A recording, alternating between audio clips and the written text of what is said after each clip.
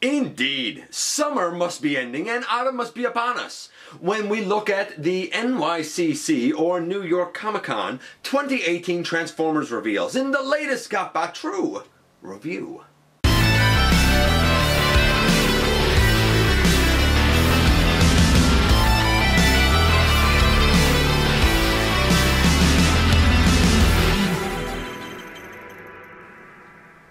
Hey guys, welcome back to the channel. It's fantastic that you're here again. I hope you're having a great morning, afternoon, evening, night, whenever you're watching this. I am your host, Dennis Moulton, aka GotBot. As always, please like, comment, share, and of course subscribe. Stick around, have some fun with us here on the channel. Check out Machinery Man, The Everything Factor, Transformers Collectors NL, and me everywhere. And NYCC is upon us, and we have just very recently gotten the reveals of a whole lot of Transformers-oriented merchandise, and we're going to kind of cover all of it. I'm actually really impressed with this showing. I think that it's a great job this year, and I'm not always impressed with these showings. We're going to start with the easiest thing first and kind of work up to the most interesting, and the easiest thing would have to be the Studio Series. As far as I know, about the only thing shown for that is Studio Series Drift. And I believe it has actually been confirmed that it is a more accurate paint scheme applied to the same mold that was used in the Last Night line. I've never experienced that mold. I've heard fine things, but it's just the same mold. It does look very nice. I believe it does have a new head sculpt, and perhaps the main selling point with it, besides for the paint scheme, would have to be the inclusion of all three of the little mini baby Dinobots. And if you like baby Dinobots, dinosaurs, whatever, then hey, probably you would be in for Drift. I don't know if I really am, because I don't know if I'm that big of a fan of Drift personally, but I will say this: it looks premium, it looks great, and for that I guess I have to kind of applaud it. Is there a way that the mold could have been improved? I don't know, probably. I don't know if there's tolerance issues. Like I said, I never experienced the mold. Those of you who have would probably know better than me. Next, with the holidays coming upon us, we not only saw the kind of keepsake G1 Starscream ornament, which I'm going to take a look at a little while later, but we also saw that there is going to be a Hallmark G1 Bumblebee ornament come out. Now, I don't think that this is a keepsake. It just looks like a kind of a regular ornament. And I guess it's fine if you want that G1 Bumblebee. I guess, you know, it's fine. It's not a keepsake, and I'm sure that a Bumblebee keepsake ornament will come, but, like, it's fine for now. Flame Toys was on location, and they showed off a few statues, really. Not really statues. Flame Toys, from my understanding, has highly detailed, highly posable, excellent looking figures, but and fully licensed, but they don't actually transform, which, I mean, it's fine unless you're one of these kind of diehard fans who, you know, kind of has the attitude of, it's not a transformer if it doesn't transform. I don't know, Quintessons, they didn't really transform, and I would still call them, you know, Transformers and part of that universe, personally. Nevertheless, if you're into the Flame Toys, I think the statues that were shown looked amazing. We saw the Farai model kit, Optimus and Nemesis Prime. They look great. Maybe a little stylized, but the molding looks fantastic. We saw Starscream, a Bumblebee. By the way, the Bumblebee came with like a helicopter backpack thing, like all I could think of was his Action Master accessory that went on his back, so I don't know if that's what it's intended to represent or not, but like that's kind of the feeling that I got from it.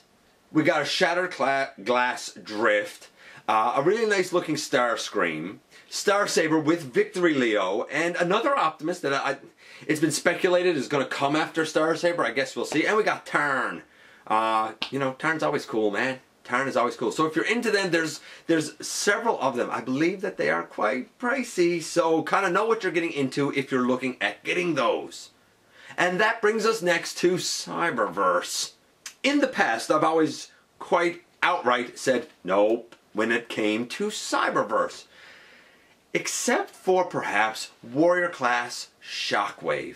At least he feels like a deluxe class figure for the most part, with the articulation that really you would sort of expect. again, maybe a little bit small, but everything else that I've seen at all size classes either have half transformations or lacking articulation, or they're too big or too small, or they have gimmicks that causes the toy to really suffer because of it. So what did we get this time? Well, at the little Scout class price point, we got Shadow Striker and Ratchet, and arguably they look okay. I still feel like they're probably only half transformed, or they only have half alt mode. I'm not down with that at all, so I don't know. I believe there's an Ultimate Class Bumblebee. Who saw that coming? You know, the Optimus is really good, that's out. The Megatron needs elbows, so I don't know what the Bumblebee will be like. In the Ultra class, we get Optimus Prime and Slipstream. I haven't been impressed with the Ultra class at all. Nothing feels Ultra about them. They aren't very good, in my estimation. Nice size, but they're among, from what I've seen, the most lackluster of the whole line. So I kind of don't expect much from these two entries. I might live to be surprised, who knows. I feel like the real strength of this line comes in at the Warrior or Deluxe class price point. And at the Warrior or Deluxe class price point, we have 3 new entries. Hot Rod, who looks cool, but I'm pretty sure he has no elbows. I'm out. A deluxe figure basically with no elbows? No, can't buy it. Then we have Prowl. And we have Soundwave. Both seem to have acceptable, decent articulation, and both seem to have gimmicks that actually enhance the figure. Like the whole Laserbeak gimmick coming out of the chest of Soundwave, that it looks kind of cool. I don't know how well it will play out, but I could buy that. And the kind of shoulder cannons coming up over Prowl's shoulders, yeah, very G1 inspired for sure.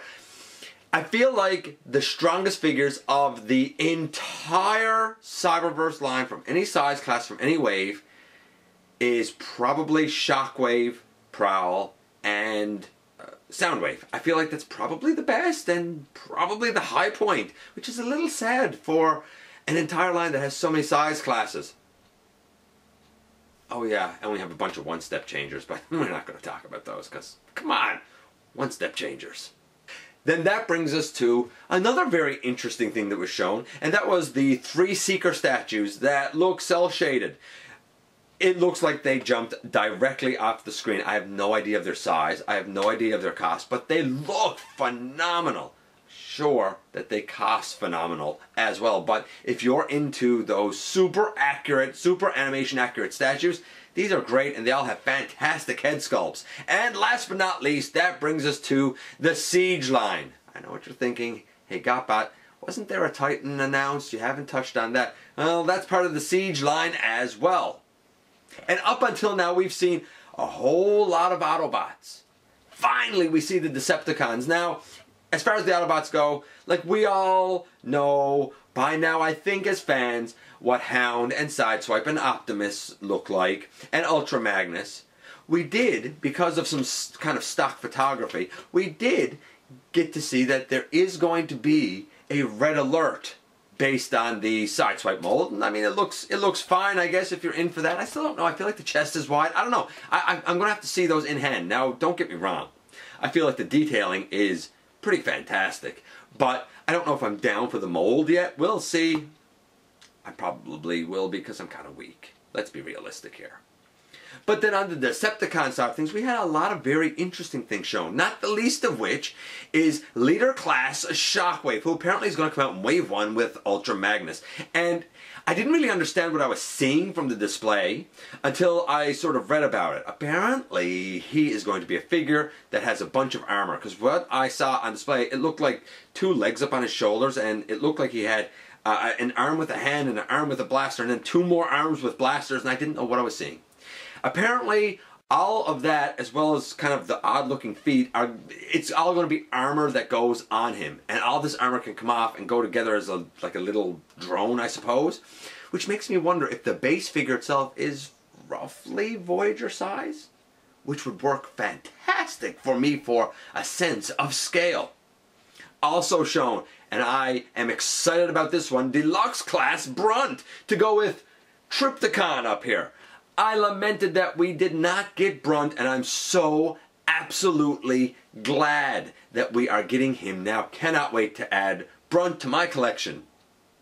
And for a long time I have said that the Perfect Effect Scouting Force is my go-to chug reflector. And now we're getting an actual reflector, which has actually come with a bit of controversy. You see, each reflector has their own alt mode, and I say that, or refractor, if you will in this case, because he's been renamed.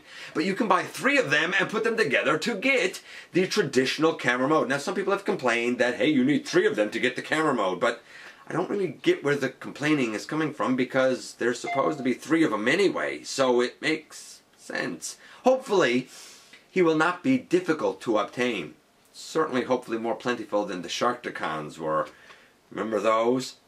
I do think that Deluxe might be a bit big. I think that a Legend size class would have worked better there, but I can't deny that the detailing looks absolutely amazing.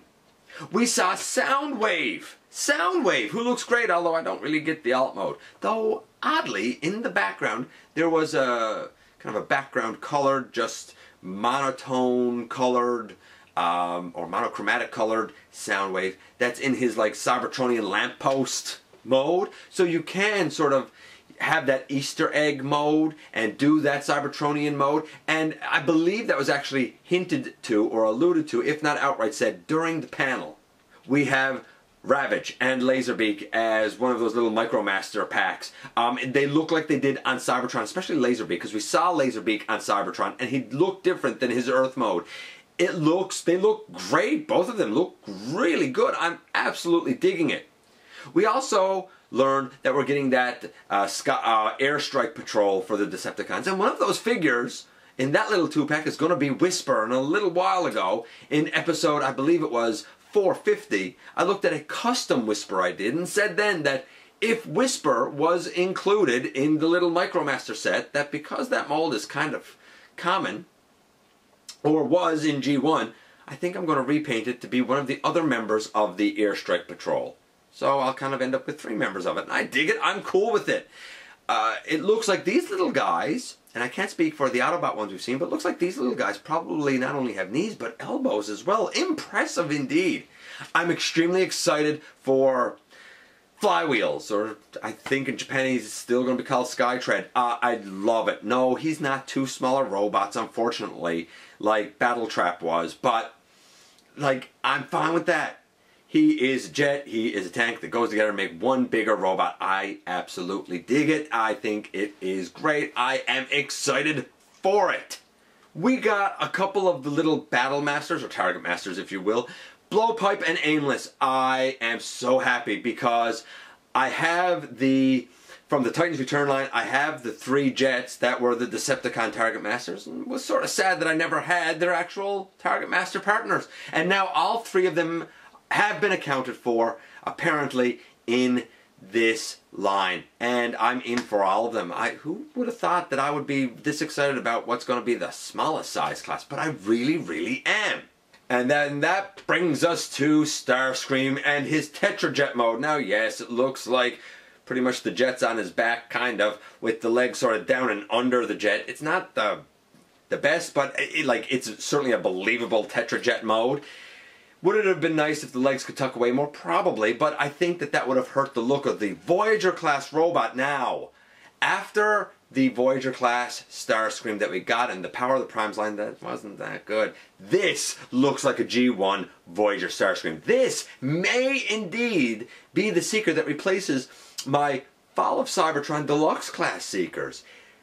If Starscream turns out to be as good as he looks, then I'm cool with him being a Tetrajet, and I'd be cool with also getting a Thundercracker and a Skywarp. The detailing is undeniable. And of course the last one that we get is none other than the leader of the Decepticons himself, Voyager class Megatron. And I love the look of his cannon. I think it looks great. I kind of could have done without the battle damage on Megatron. I kind of wish it wasn't there on him.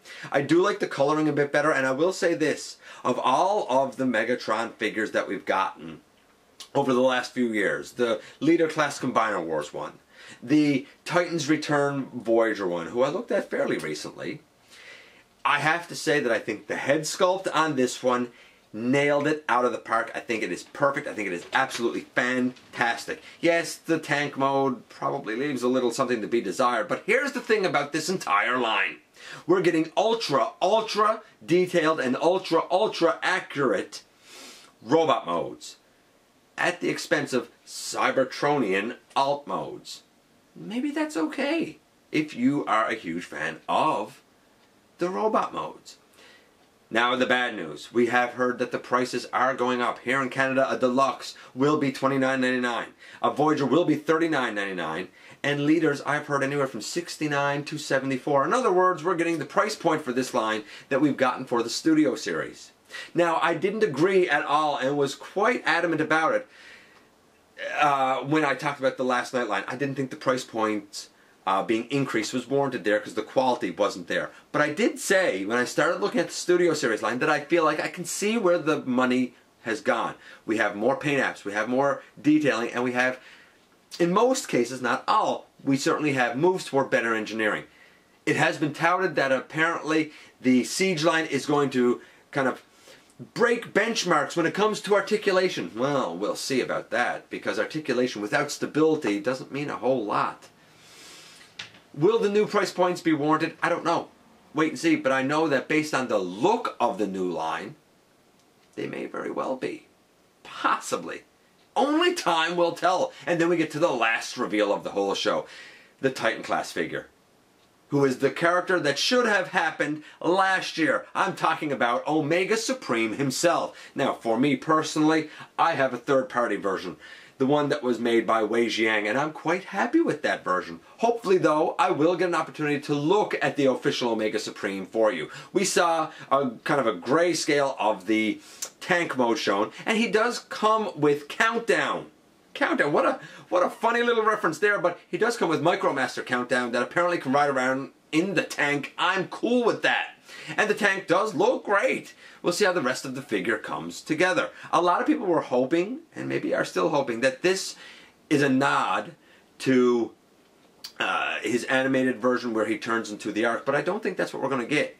Based on some artwork that we've gotten, he seems to have his claw arm. It looks like the face is very G1-esque. I don't know, maybe we will. Again, only time will tell, but for now we do have the tank, which would indicate that we're going for something G1-esque here.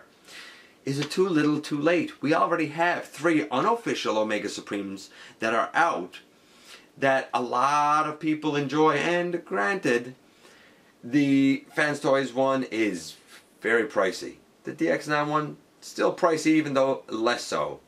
And the one by Wei Jiang is stupendous. I looked at that some time ago, and it is the cheapest of them all. In fact, I talked about there how shipped to my door, that figure was a grand total of $293 Canadian. A typical price taxes in for a typical Titan class figure has been, in the last couple of years, $264. That's not a huge difference in price. Though the Titan class one will undoubtedly be the cheaper, more affordable option that I'm sure a lot of people will go for. Will he be good? We shall see. Like I said, I certainly hope I get an opportunity to look at him, and I'm certainly excited to see more. After all that, hopefully we only have one major one left. And that has to be, although arguably you could have a Primus and a Unicron, but we've got to have that Scorponok. Do we not? Do we not? I think we do. Anyway, that's all my thoughts about the reveals. I'm excited about this line, more than I thought I was going to be. I've had years where I've seen the reveals and I've done a lot of kind of lamenting and complaining because I don't think they're that great or anything that special. But between what we've seen for the Autobots and the Decepticons for this whole new revamp, even the look of the Studio Series line, and the fact that we even got a couple of Cyberverse figures coming up that look like they might actually be alright, gives me a lot of hope. Anyway, let me know what you think about all the reveals that have come this weekend. Do you like them? Do you not? Are you excited? You know I'd love to hear from you guys. Again, I'm going to say thanks for dropping by and giving me some of your extremely valuable time. Please hit that subscribe button. Help me out. You know how much that's appreciated. And I very much look forward to the next time that you and I get together to have another visit right here inside the videos.